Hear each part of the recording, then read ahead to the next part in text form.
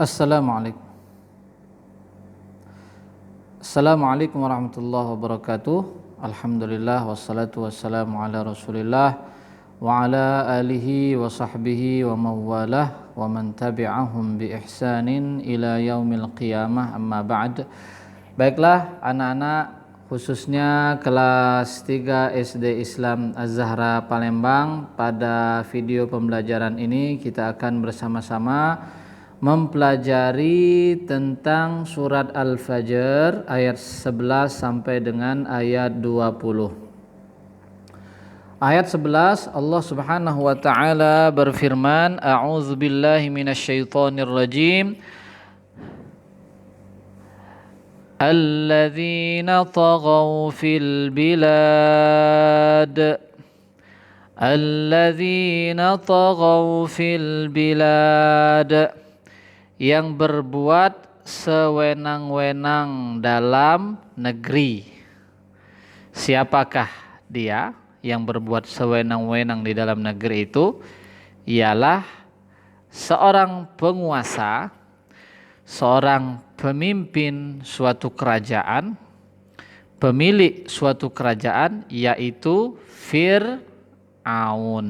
Ini dia, Fir'aun, ya, yang melampaui batas, yang berbuat sewenang-wenang kepada siapapun. Ayat yang ke-12, fa'aktsaru fihal fasad, fa'aktsaru fihal fasad. Apa artinya? Lihat di sini ya. Fa'aktsaru fihal fasad, lalu mereka berbuat banyak kerusakan dalam negeri itu. Jadi banyak melakukan kerusakan. Sudah berbuat sewenang-wenang, kemudian berbuat banyak kerusakan. Itulah yang dilakukan oleh Fir'aun dan pengikut-pengikutnya. Senang berbuat kezaliman kepada orang lain. Kemudian ayat yang ke-13 adalah fasabba alaihim rabbuka sawta azab. Karena itu Tuhanmu menimpakan kepada mereka cemeti azab. Jadi karena kezaliman mereka, karena perbuatan mereka yang melampaui batas, karena mereka melakukan kerusakan itu, akhirnya Allah turunkan kepada mereka azab atau siksaannya, baik di dunia maupun di akhirat. Na'udzubillah. Kemudian anak-anak sekalian adalah ayat yang ke-14. Ayat yang ke-14 apa bunyinya? Inna rabbaka labil mirsad.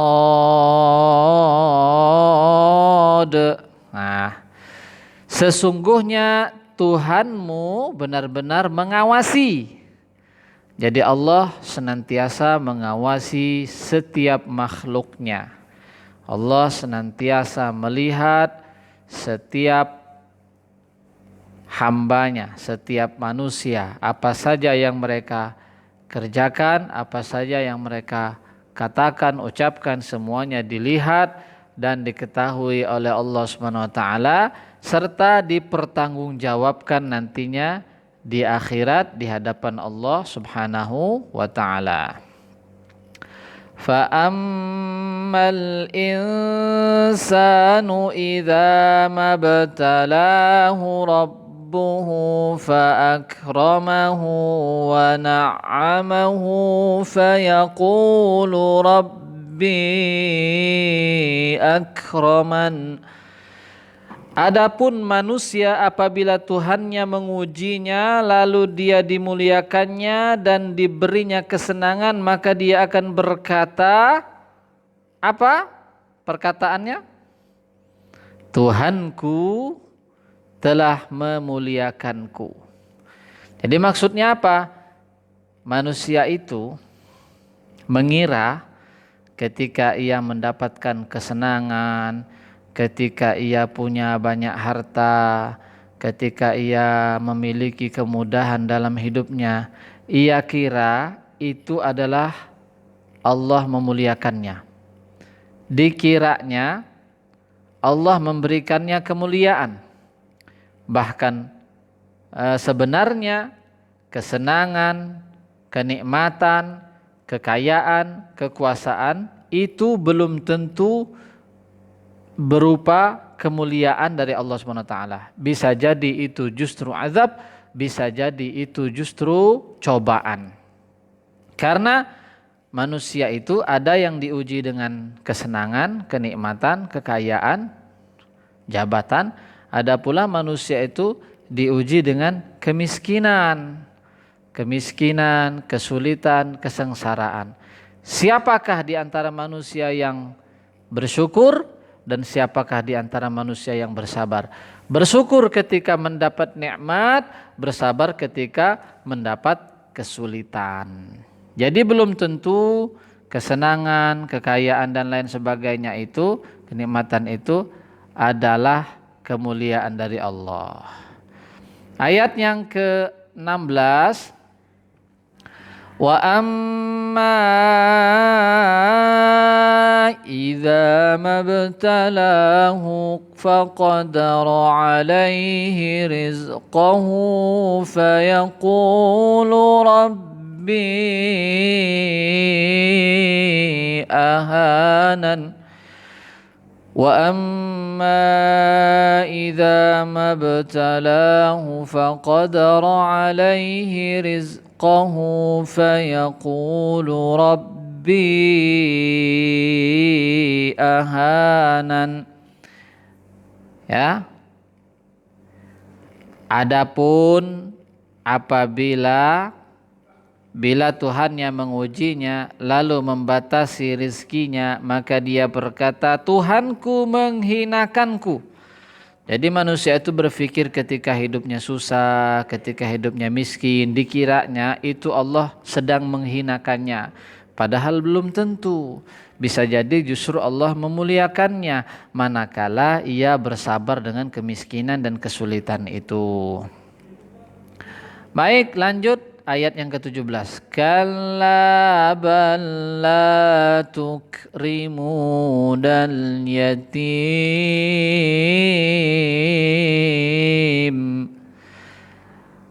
Sekali-kali tidak demikian. Sebenarnya kamu tidak memuliakan anak yatim. Jadi anak yatim itu harus dimuliakan. Orang yang beriman senantiasa memuliakan anak yatim. Anak yatim itu adalah anak yang orang tuanya sudah tidak ada lagi. Anak yang belum baligh, ya, anak yang belum baligh dan orang tuanya sudah tidak ada lagi. Apakah salah satunya atau keduanya? Baik. Ayat yang ke-18, wala tahadduna ala ta'amil miskin, dan kamu tidak saling mengajak memberi makan orang miskin. Nah, jadi begitu juga dengan orang miskin, harus senantiasa diberikan bantuan, harus senantiasa diberikan bantuan, baik itu berupa makanan, minuman, pakaian ataupun kebutuhan yang lainnya. Ayat yang ke-19, wa ta'kuluna turasa aklan lamma. Oke, wa ta'kuluna turasa aklan lamma, dan kamu memakan harta pusaka dengan cara mencampur baurkan yang halal dan yang batil. Jadi tidak boleh ya makan harta yang tidak jelas, makan harta yang halal bercampur yang haram. Jadi tidak boleh memakan harta yang ada campuran unsur haramnya. harus benar-benar murni halal makanan yang dimakan itu, baik zatnya maupun cara mendapatkan makanan tersebut. Lanjut berikutnya, wa tuhibbunal mala hubban jamma, dan kamu mencintai harta dengan kecintaan yang berlebihan. Apa maksud kecintaan yang berlebihan itu? Kecintaan yang berlebihan itu artinya cinta dengan harta melebihi cinta kepada Allah dan Rasul-Nya. Buktinya apa?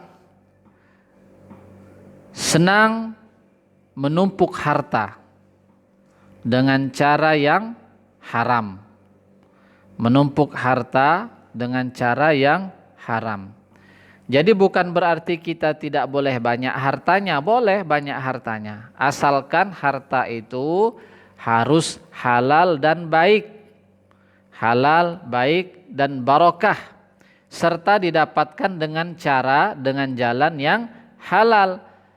Tetapi apabila ada orang yang orientasi tujuan hidupnya untuk menumpuk harta sebanyak-banyaknya dan tidak menghiraukan apakah harta itu haram atau halal, yang jelas kebutuhannya, yang jelas keinginannya, yang jelas nafsunya terpenuhi. Maka itulah yang dimaksud dengan mencintai harta dengan kecintaan yang berlebihan, yaitu cinta harta yang mengakibatkan seseorang itu mengabaikan agama, mengabaikan perintah dan larangan Allah Subhanahu wa taala dan Rasul-Nya.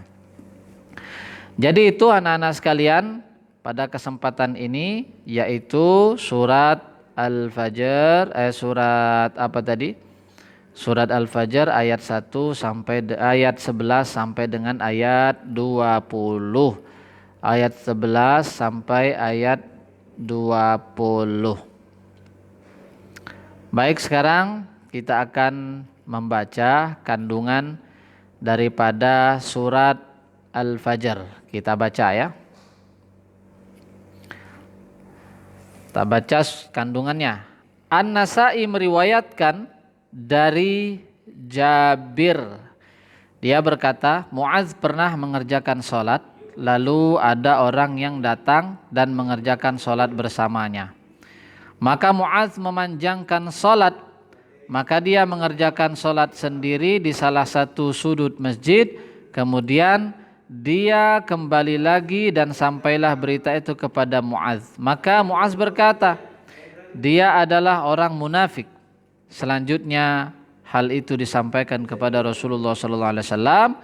Maka anak muda itu bertanya seraya berkata, wahai Rasulullah, aku datang untuk mengerjakan sholat, lalu dia memanjangkan sholatnya sehingga aku mundur dan mengerjakan sholat sendiri di salah satu sudut masjid, sedang aku telah menambatkan untaku.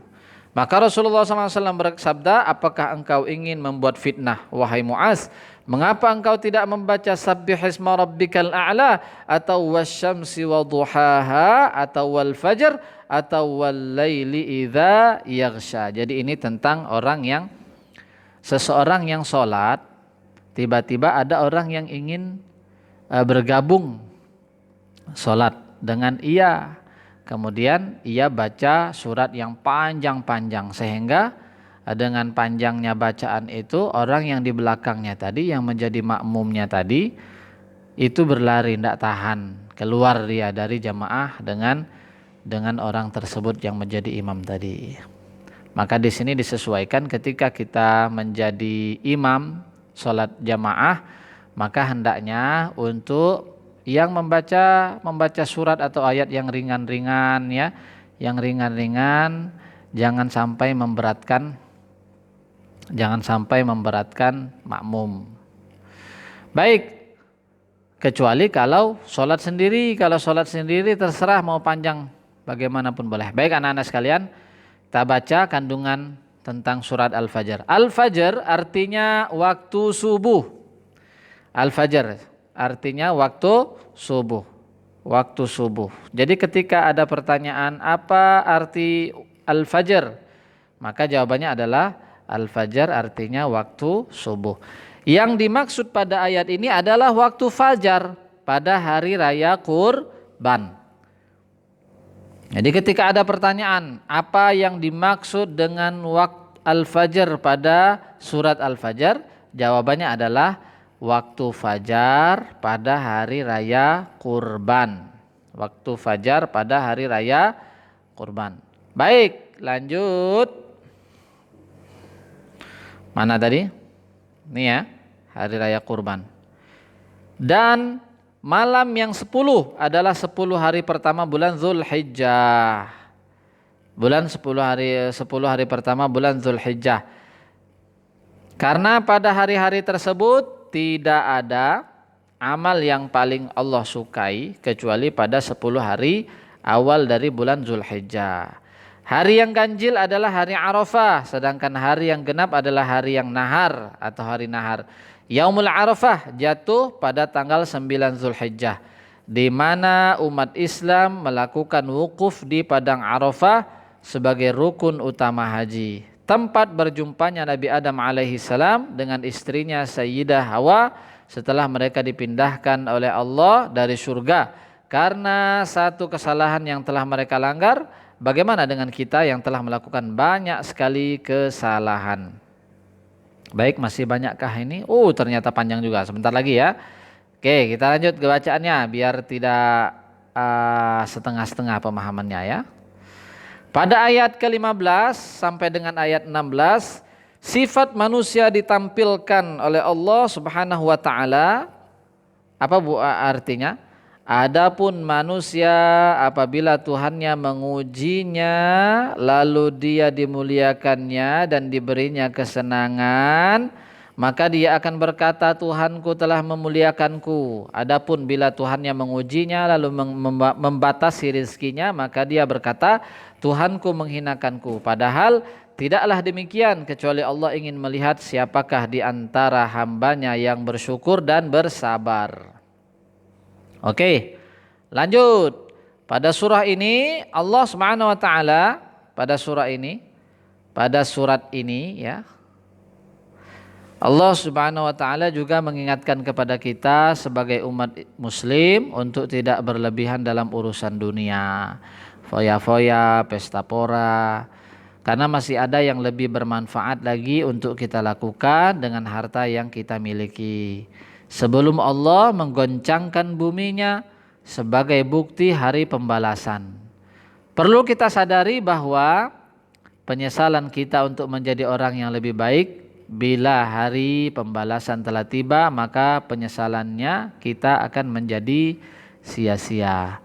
Berusahalah untuk menjadi anak yang menyenangkan, yang bermanfaat, yang sabar, yang jujur dan berakhlakul karimah, yang berbudi pekerti mulia dan lain sebagainya, sehingga tercapai niat baik kalian dan orang tuanya untuk menjadi anak-anak yang soleh dan soleha. Baik anak-anak sekalian, mungkin itu saja penjelasan dari Bapak tentang surat Al-Fajr ayat 11 sampai dengan ayat 20. Lebih kurang mohon maaf. Billahi taufiq wal hidayah. Wassalamualaikum warahmatullahi wabarakatuh.